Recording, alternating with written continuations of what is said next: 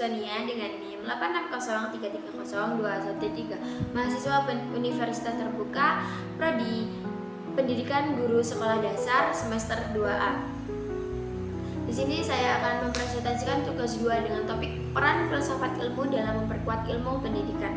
Di dalam topik ini saya akan membahas mengenai hubungan timbal balik antara filsafat ilmu dan ilmu pendidikan, serta bagaimana peran strategisnya dalam memperkuat sistem pendidikan kita. Pada poin pertama yaitu bagaimana filsafat ilmu mengawasi dan memperkuat ilmu pendidikan. Di sini filsafat ilmu berperan sebagai pengawal teoretis. Ia bertugas mengawasi agar ilmu pendidikan tetap berjalan pada koridor ilmiah yang benar, menjaga keaslian eksistensinya, dan memastikan bahwa nilai-nilai kemanusiaan tetap terjaga di dalamnya. Tanpa kawalan filsafat ilmu pendidikan berisiko besar kehilangan arah akademisnya. Sebaliknya, pada poin kedua yaitu pendidikan yang bermakna dan bernilai tinggi juga turut memperkuat perkembangan filsafat ilmu itu sendiri. Ketika praktik pendidikan di lapangan berhasil melahirkan manusia-manusia yang kritis, reflektif, dan mampu memecahkan masalah, maka esensi dan kajian dari filsafat ilmu akan semakin kaya, hidup, dan terus berkembang mengikuti perkembangan zaman. Selanjutnya pada poin ketiga, mengapa filsafat ilmu dapat kita sebut sebagai pisau analisis dalam membedah persoalan-persoalan pendidikan? Nah, jawabannya terletak pada 3 pilar utama yang dimilikinya. Yang pertama yaitu ontologi. Pilar ini membantu kita membedah apa sebenarnya hakikat dari pendidikan dan siapa sejatinya manusia yang sedang dididik tersebut. Yang kedua yaitu epistemologi. Pilar ini membedah bagaimana cara memperoleh pengetahuan pendidikan yang valid, serta bagaimana menyusun metode pembelajaran dan kurikulum yang sahih secara ilmiah. Dan yang terakhir, aksiologi. Pilar ini menelaah untuk apa sih ilmu pendidikan itu digunakan.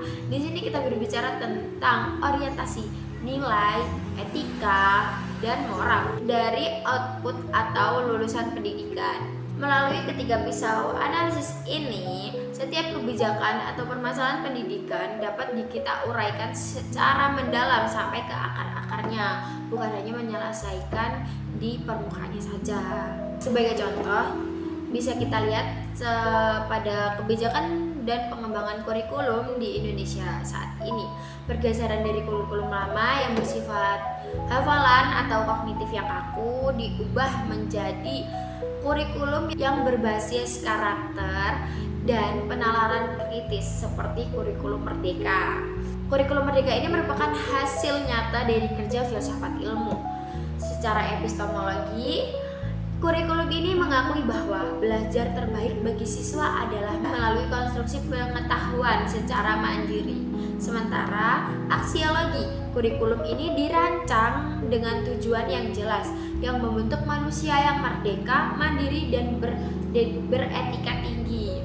Kita harus menyadari tanpa landasan filsafat ilmu yang matang, perubahan kurikulum hanya akan menjadi pergantian dokumen administratif saja, tanpa membawa perubahan makna pada proses pembelajaran di dalam kelas. Kesimpulannya, filsafat ilmu dan ilmu pendidikan adalah dua hal yang tidak dapat dipisahkan. Ada sebuah ungkapan bijak yang menyatakan pendidikan tanpa filsafat akan kehilangan arah, sedangkan filsafat tanpa pendidikan hanya akan menjadi teori yang lumpuh. Demikian presentasi dari saya, kurang lebihnya saya bermaaf. Semoga pemaparan ini bermanfaat bagi kita semua dalam memajukan dunia pendidikan. Saya akhiri, wallahul muwaffiq ila aqwamit thoriq. Wassalamualaikum warahmatullahi wabarakatuh.